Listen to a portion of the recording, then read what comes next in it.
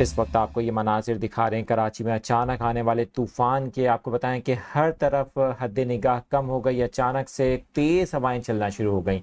आप देख सकते हैं गुलशन इकबाल में निजी शॉपिंग मॉल के करीब का इलाका है जहां पर अचानक आने वाले तूफ़ान की वीडियो एक शहरी की जानिब से बनाई गई।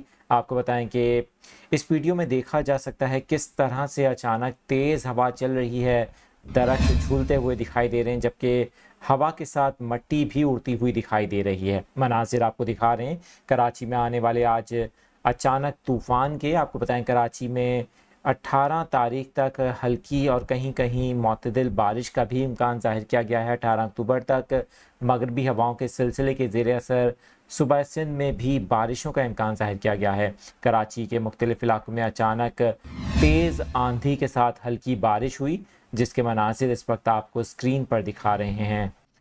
इस वक्त आपको ये मनाजिर दिखा रहे हैं कराची में अचानक आने वाले तूफ़ान के। आपको बताएं कि हर तरफ हद निगाह कम हो गई, अचानक से तेज़ हवाएं चलना शुरू हो गई।